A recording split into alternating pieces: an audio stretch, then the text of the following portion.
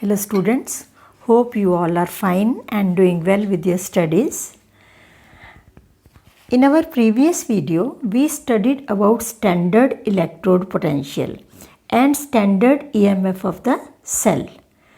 These are called standard quantities because they are measured when an electrode is suspended in a solution of 1 molar concentration and temperature maintained is 298 Kelvin. And that electrode potential we denote with E naught, and it is the standard reduction potential. Concentration of electrolyte 1 m and temperature 298 Kelvin. And if there is any gas involved, we maintain the pressure at 1 atmosphere. But what if the concentration of electrolyte is different than 1 m? In that case, the value of electrode potential will be different than the standard electrode potential. How to find that? For that, we apply Nernst equation. Nernst equation for determining the electrode potential of single electrode, and with the help of that, we can also determine the EMF of the cell, because EMF of the cell is E of cathode minus E of anode. So in this video, we will study how to find electrode potential, EMF of cell and equilibrium constant when the concentration of electrolyte is different than 1 molar concentration. So let us apply first Nernst equation for single electrode. Let us take this metal ion takes up n electrons and form metal solid. This is the single electrode, and again I am reminding you that we measure reduction potentials. For this, when the concentration of these is other than 1 m, we apply Nernst equation. And what is that Nernst equation? E of m n positive oblique m solid is equal to E naught mn positive m solid minus RT by NF log to the base E concentration of m solid divided by concentration of Mn positive ions. This concentration of product divided by concentration of ions of reactants. Now in this case, R is 8.314 joules Kelvin inverse mole inverse, T is 298 Kelvin, F is Faraday. 1 Faraday is equal to 96500 coulombs, and N is the number of electrons involved in the reaction. So, if it is a cell reaction, number of electrons involved in the cell reaction. And this log, it is to the base E, but the log tables which you have in your books, they are to the base 10. So if you have to calculate the values, you use those log tables. So hence we have to convert this log E to the base log 10. What is the relation between natural log and log to the base 10? That is log E is equal to 2.303 log 10. This log E somewhere we can also write as ln, right? This is natural log. This is log to the base 10. Now let us substitute the values of R, T, F and convert log to the base E to the log to the base 10. We get E of electrode is equal to its standard reduction potential minus R is 8.314 into 298 divided by N into 96500 into 2.303 log, that is, and one more thing, this is the solid, M solid. In case of solids, whenever a pure solid is there or pure liquid is there, its concentration is considered to be constant and it is taken equal to 1. So it is 1 upon Mn positive. Clear? Now these are constants.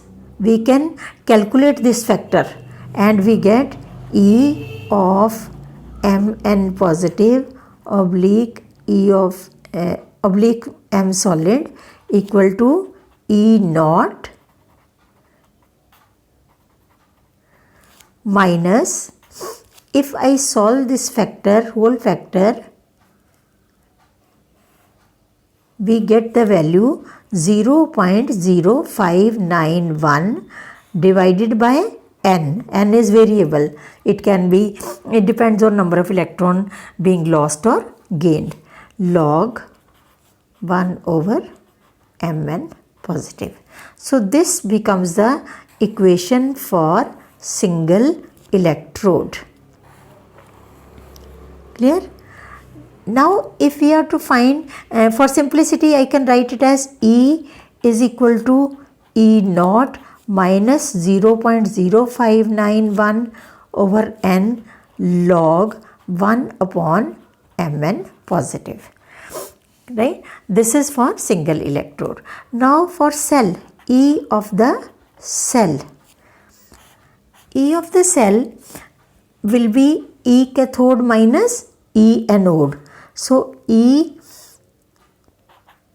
of the cell is equal to E naught of the cell minus 0.0591 over N log, here we take concentration of products of cell reaction over concentration of reactants.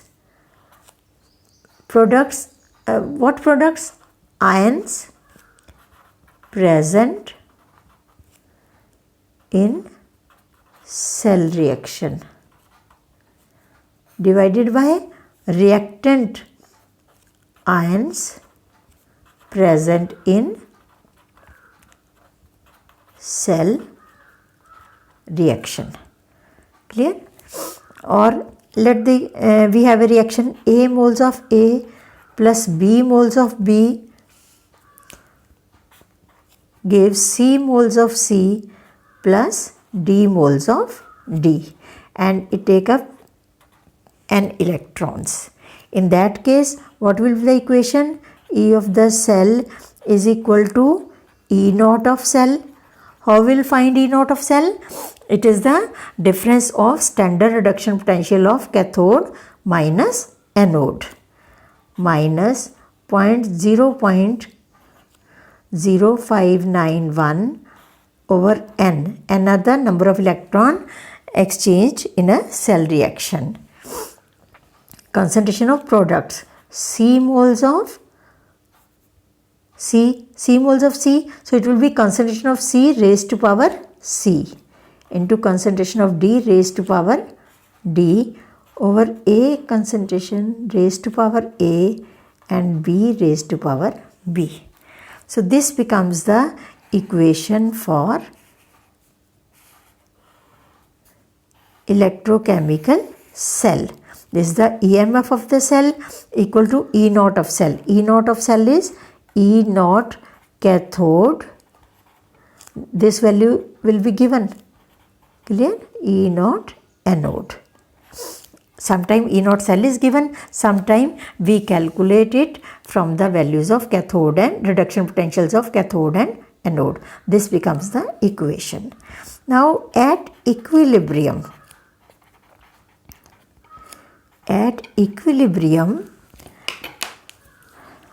this E is equal to E of cell is equal to 0. At equilibrium, no current flows through the circuit, and this ratio of concentration of products to that of reactants, that also becomes constant and equal to Kc. C word means we are taking the concentrations. Clear? In that case, if E of the cell is 0 at equilibrium, this is equal to 0 and this is equal to Kc. If we put these values, we get 0 is equal to E naught cell minus 0.0591 over n log Kc. So from this very easily we can find out that log Kc is equal to n into E naught divided by 0.0591. Log Kc will be n into E naught divided by 0.0591.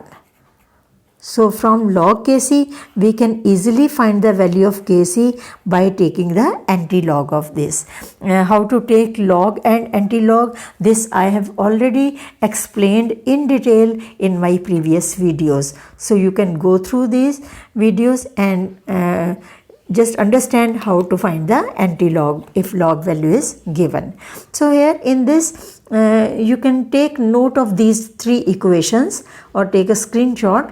This is equation number 1 for single electrode, right? This is equation number 1 for single electrode, and this is equation number 2 for EMF of the cell, and this is third equation.